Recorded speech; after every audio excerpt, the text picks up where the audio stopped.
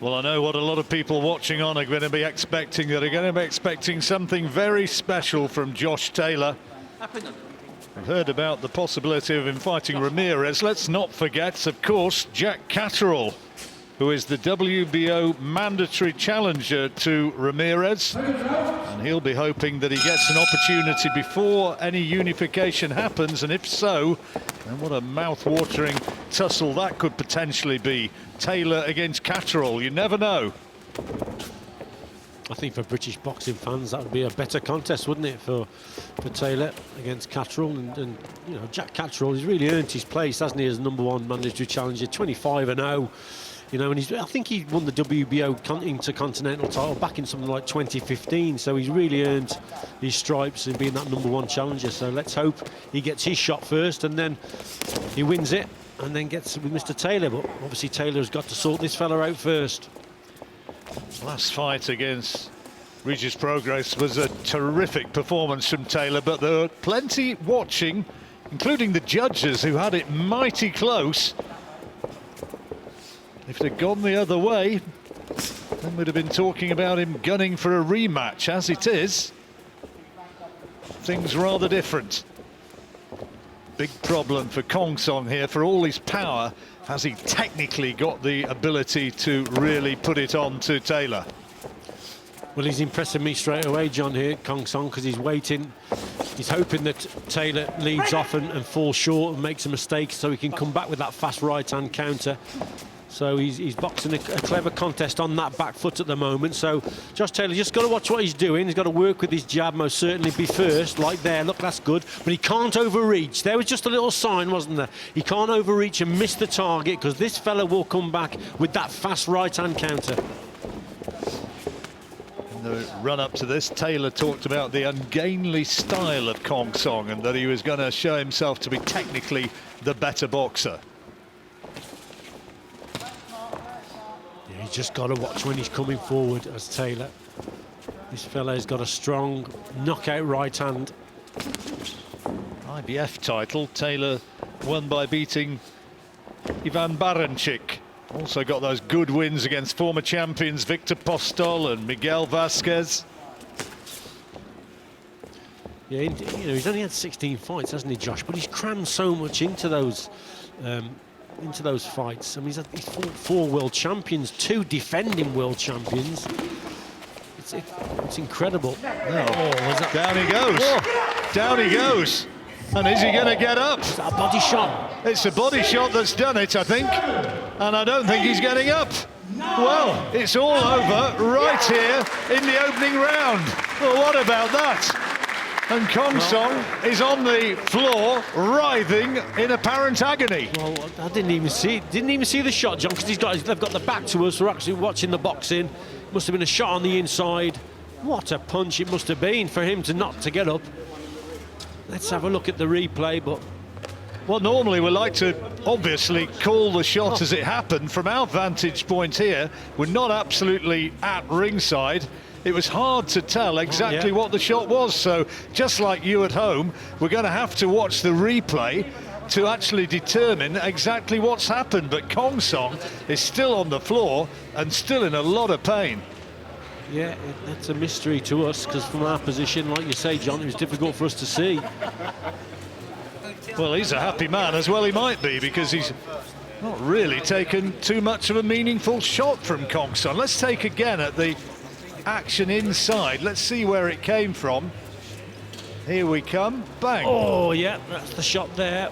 Well, there's a left hand and a right hand. Yeah. Was it the right hand which did the more damage? I think the left, actually. It would have a delayed reaction. Watch. There's the left. No, yeah, it's definitely a left hand. Yeah, it's the left. Well, slight delayed reaction, and then he went down like hey, look, he's gone down, and apparently in huge pain. It didn't look a massive shot. No. Even watching it again. It was just a short shot on the inside, wasn't it? Let's have a look at it again. Here, he backs him up onto the ropes. Let's have a look from this position. Boom, there it was there. That little left uppercut, a short left uppercut. Delayed reaction. He's felt the pain, and down he goes. And we missed it. We couldn't see it from our position, John, but that was a cracking punch. Little left uppercut on the inside.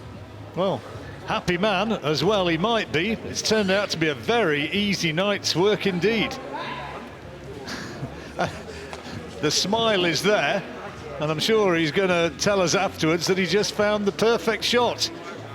Meanwhile, Khongsong still, what are we now, 2 minutes or so after the end, maybe more, is still on the canvas, still feeling the effect. Incredible. Yeah, Josh Taylor just explaining there to his corner. Well, he certainly felt it. It'll be interesting to know what Jack Catterall and Jose Ramirez, potential opponents in the future, made of that one. Josh Taylor, people are saying he's in the top 5 or so pound-for-pound fighters in the world.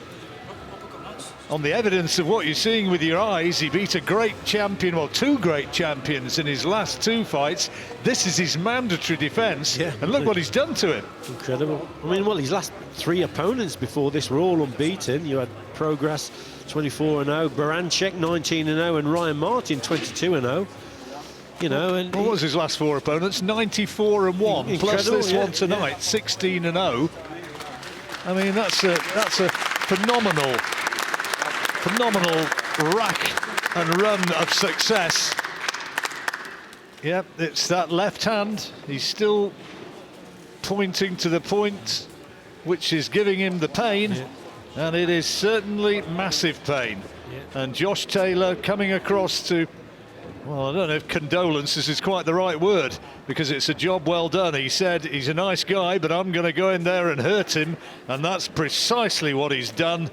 And while Khongsong is recovering, Josh Taylor will go to referee Phil Edwards, and Thomas Treiber will confirm what we've seen, a spectacular knockout victory. Ladies and gentlemen, here is the official time. 2 minutes 41 seconds of round number 1. Our referee in charge, Phil Edwards, reaches the count of 10. Therefore, your winner by way of knockout, and still the unified WBA Super and IBF Super Lightweight Champion of the World, Josh the Tartan Tornado Taylor. Josh, first question. First of all, congratulations. Let's get straight to it. There's a bit of a debate about the body shot. How good a shot was that body shot? Well, that sank right in. I felt it sinking in straight away. I knew from watching him on videos of him, like he swings on the break when you're in close on the clinch. He swings straight away, always with a hook or an uppercut. So I seen that coming, and I sort of like pressed in against him, but like smothered him up, and then I pushed him against the ropes, and as he threw the right hand, I hit him with the left hook, which I felt sinking right in. So you knew he was going to go down, and you knew that was it? Yeah, I knew that was a real good shot, and I felt it sinking in. I didn't know that it hurt him to the extent until I turned around and seen him lying on the floor. But when I watched it on the replay there, you can see it sunk right in. I felt it going right through my arm, so I knew it was a good shot. Now, it was only 2 minutes and 41 seconds of it, but I'm going to put something to you. I like the look of him. He was big, he was rangy. Okay, he left himself a bit open when he lifted his elbows up, but he looked, I'm going to ask you, was he as heavy-handed as he looked? 100%, yeah. I could go as far as saying, I know people will go, aye, right, you're talking a bit of nonsense here, but I could go as far as saying that's the heaviest puncher I've been in with as a professional. Very heavy-handed, because he came out straight away and stiff jab, and I thought he was quite strong, and then he lunged in with the 1-2, and he kind of half nicked his on the end of the shot.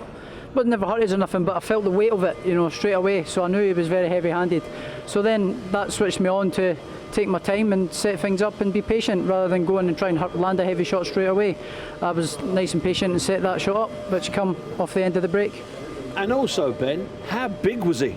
I mean, he seems to not just put on a stone and a half, he seems to have gained a couple of inches. Yeah, ginormous. He's big, he's tall, he's long. We knew going into that he was going to be a tough fighter. We knew, and I said before all the way through, not just saying it for the sake of saying it, he was a dangerous opponent. And that shot, the finishing shot, when that came in, you probably had a better view of it to me, because I was looking at the guy's back. You probably saw it. Did you, like Josh, know that was it? Once that was in, that was it? I didn't know that was it, but we knew that he was very, very big at the shoulders, and we spoke about him being very narrow at the waist. So it was something that was spoke about him not being as strong to the body. but it was a fantastic shot that Josh found. And Josh is a phenomenal body puncher, one of the best in the world, as he's shown again. So Now, of course, it's lovely to get a world title defence, a couple of belts, and you do 2 minutes and 41 seconds. It is nice, but did you want some more rounds? Would you have preferred some more rounds? You know what? It was a great shot, lovely shot. But we've been working on the gym, and I would like to have shown what we've been working on and polishing up on. You know, I felt great there. You know, just nice and patient, straight away, nice and patient and poised. I would have liked to have shown a bit more what we've been working on and shown that what Ben and I have been improving on. But you know what? You don't get paid overtime, and got him out there straight away, so I can go and get my usual after fight pint and pizza. So yeah, I'm looking forward to it, just relaxing there. Yeah, you'll have to find somewhere because it has gone 10, but that's a different story. I'm sure you'll find somewhere. Oh, tomorrow then. Let's throw it forward, okay? Now you've talked about opponents going forward. Ramirez, obviously, in a dream fight would be outdoors, Edinburgh Castle next summer. Do you really want to wait another 9 months, 8 months, 7 months? No, 100%. I want Ramirez next, 100%. He's a very good champion. You know, he's unbeaten like myself, hungry at the top of his game. You know, I thought against the Postal fight, it wasn't a very good performance at all. You know, I do feel he can perform better than that, you know, given the circumstances. But again, I wasn't impressed with what I've seen from him. Again, I want that fight now. I believe I'll whoop his ass all day long. You know, I just believe I've got the beating of him. I've never seen anything from him that I haven't seen before. So, yeah, I want that fight as soon as possible. Obviously, I know the situation with the mandatory and stuff, but hopefully we can sort of get that worked out. And I would like to, for selfish and personal reasons, to get that fight next. I feel I deserve it. Been in big fight after big fight for my last 4 fights. Not ducked anyone. Never ducked a tournament like someone else. So yeah, I'm game. You know that I'll fight the best whenever they want. And to be honest, I would rather wait until the fans were back for that fight. You know, it's a huge fight. I think it's one of the biggest fights in boxing at the minute for all the belts.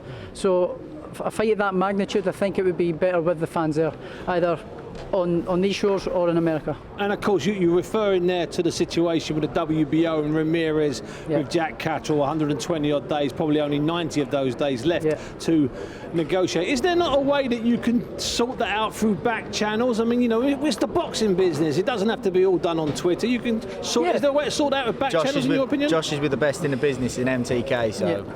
100%, so I leave that to my management team. So I do believe we can probably get something sorted, but you know, we never know. You know, I'll leave that to my team and to my management team to sort that out. But personally, of course, I want that fight.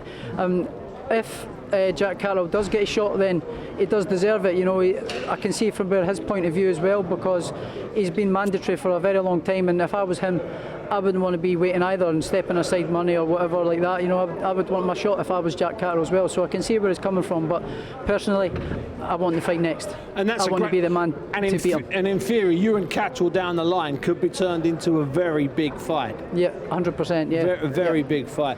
Ben, I'm going to ask you this. It's only 2 minutes and 41 seconds. You've already talked about the stuff you saw in the gym when you were in Spain and when you've been in your gym.